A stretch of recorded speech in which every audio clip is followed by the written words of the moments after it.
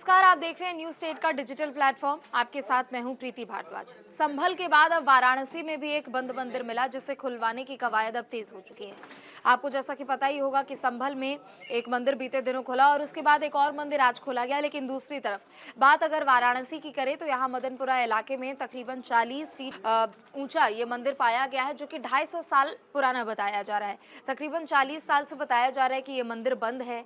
हालांकि मंदिर किसने बंद किया, कब ये मंदिर बंद हुआ, ये एक तरफ जांच का विषय है। लेकिन दूसरी तरफ मौके पर पुलिस प्रशासन के तमाम अधिकारी पहुंचे हुए हैं। चूंकि छिटपुट हालांकि यहाँ पर नोकझोंक की भी तस्वीरें देखने को मिली थी और इलाके में शांति व्यवस्था कायम हो, किसी भी तरीके की कोई अप्रिय घटना ना हो, इन तमाम चीज़ों को ध्यान में रखते हुए पहले से ही वहाँ पर पुलिस फोर्स की तैनाती कर दी गई है और बाजारों को भी बंद करवा दिया गया है। चूँकि यहाँ पर मुस्लिम पक्ष की ओर से यहाँ पर थोड़ा बहुत आक्रोश जताया गया, उनकी तरफ से हल्की बहुत नोकझोंक यहाँ पर हुई है। लेकिन सवाल यही है कि संभल के बाद एक बार फिर से वाराणसी में इस तरीके से ये मंदिर जो कि पिछले 40 सालों से बंद था, उसको खुलवाया गया है। और अब इस प्रकरण में आखिर क्या कुछ कार्रवाई होगी, क्या क्या तस्वीरें यहाँ पर सुबह से ही लगातार देखने को मिल रही हैं, वो भी आपको बताएंगे। गौरव भी हमारे साथ जुड़ रहे हैं।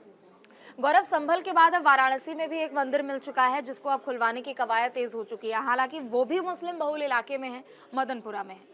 देखिए, जिस प्रकार से आज पुलिस को जानकारी मिली, उसके बाद पुलिस गई। 40 साल से बताया जा रहा है, जो स्थानीय लोग हैं उनके द्वारा बताया गया कि 40 साल से ये मंदिर बंद पड़ा है। हालांकि पूरा पट गया है।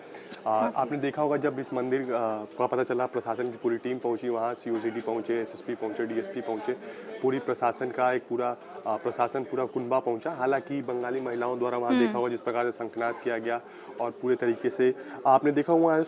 सनातन रक्षक के जो कार्यकर्ता है वो लगातार कह रहे हैं कि इस जो काशी में 18 मंदिर विलुप्त हुई हैं, उनमें से एक मंदिर ये भी है। इस मंदिर का काशी खंड में भी जिक्र पाया गया है। तो कहीं ना कहीं अब जो सनातन धर्म को मानने वाले लोग हैं, जो सनातन धर्म का पालन करने वाले लोग हैं, उनके अंदर कहीं ना कहीं एक उत्साह का दौर शुरू हो गया है। वो उत्साहित हैं कि 18 में से कम एक मिला, 17 बाकी हैं। 17 की खोजबीन के लिए लगातार अब तत्परता दिखाई जा रही है।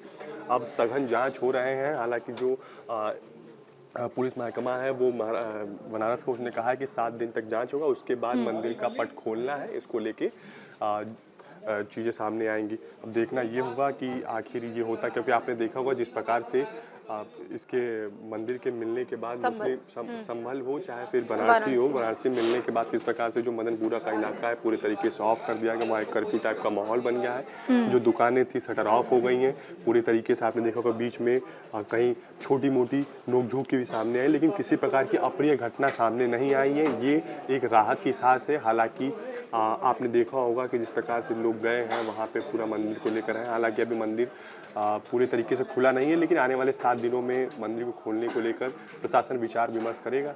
ठीक है, बहुत बहुत शुक्रिया गौरव आपका तमाम जानकारियों के लिए। तो देखिए, वाराणसी में अब एक मंदिर मिला है जो कि बताया जा रहा है कि पिछले 40 सालों से बंद है।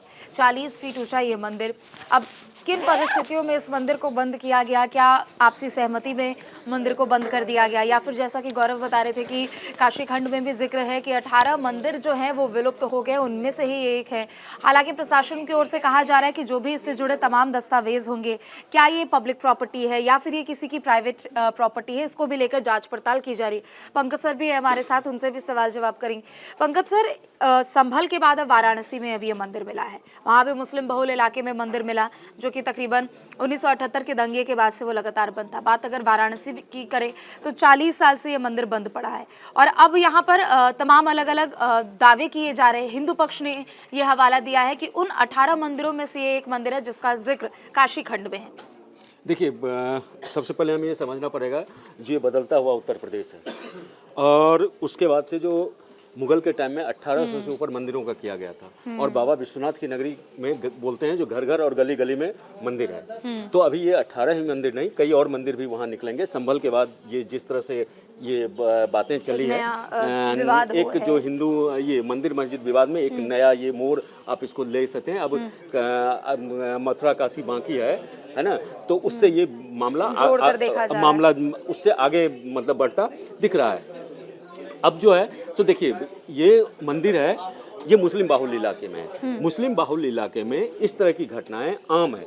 ये आप इसको ऐसे नहीं कह सकते, जो चूँकि एक उनका जो एक साइकोलॉजी होता है और उनका जो काम करने का जो मतलब तरीका होता है बड़ा डिफरेंट होता है। तो पहले मान लीजिए आपका मंदिर है, वहाँ पे आपकी तादाद वहाँ कम है, क्योंकि मुस्लिम बहुल इलाकों में क्या होता है, जो हिंदुओं के इलाके में मुस्लिम को आप देख सकती हैं, बिल्कुल, और लेकिन मुस्लिमों के इलाके में जो जहाँ ज़्यादा शायद होता है तो शायद ही मतलब हिंदू नहीं रह पाते हैं, तो वहाँ से वो पलायन कर जाते हैं। और मुझे लगता है जो उसी में जो ये जो मंदिर है उसी में वहाँ पे धीरे धीरे पूजा पाठ रुका, और अब तो ये आलम यह है जो बताया जा रहा है जो 40 फीट का है, और उसमें मिट्टी भरा हुआ है, मलबा ये है, तो उसमें जितने भी देवी देवता उसमें जो पूजा पाठ हो रहा होगा वो सब उसमें दबे साक्ष्य हुए है वहाँ पर। हाँ। अब से तकरीबन अगर 40 साल पहले भी ये मंदिर बंद हुआ होगा तो तब के भी साक्ष्य है अभी भी यहाँ पर। और उस समय में अब ये है जो प्रशासन ने ये बोला है, जो प्रशासन ने जब रात में स्थिति वहाँ पे तनावपूर्ण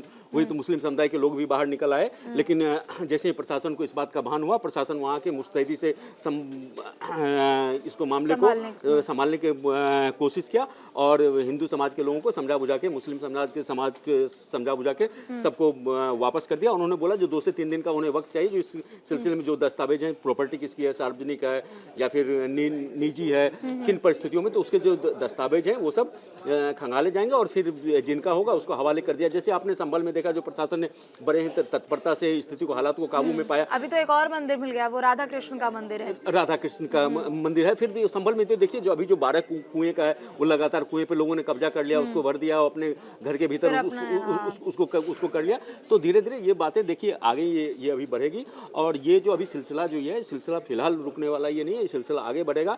और लोगों को समझना पड़ेगा जो किसी भी परिस्थिति में जो मंदिर था, उपासना का स्थल था, आपने उसको किसी भी परिस्थिति में वो बंद हुआ, तो अगर अब लोग जागरूक हो रहे हैं, जागृत हो रहे हैं, तो उनका जिनका है वो उनको मिलना चाहिए, चाहे वो बिल्कुल। और सवाल अब यही है कि देखिए संभल की ही अगर परिप्रेक्ष्य में हम बात कर ले तो संभल को लेकर मुख्यमंत्री योगी आदित्यनाथ ने भी कल सदन में अपनी बातें रखी थी, और उन्होंने कहा कि जो 1978 में दंगे हुए थे संभल में, उसके बाद हिंदू पलायन कर रहे थे, और पिछली सरकारों का भी उन्होंने हवाला दिया कि कितने लोगों पर अत्याचार हुए हैं। लेकिन अगर इस पूरी घटना को हम सिर्फ अभी राजनीति से अलग करके देख लेते हैं, हर दूसरे दिन खबर आती है दूसरे ज़िले से कि यहाँ पर ये मंदिर था, यार यहाँ पर ये मस्जिद थी, उसको मंदिर होने का दावा यहाँ पर किया जा रहा है।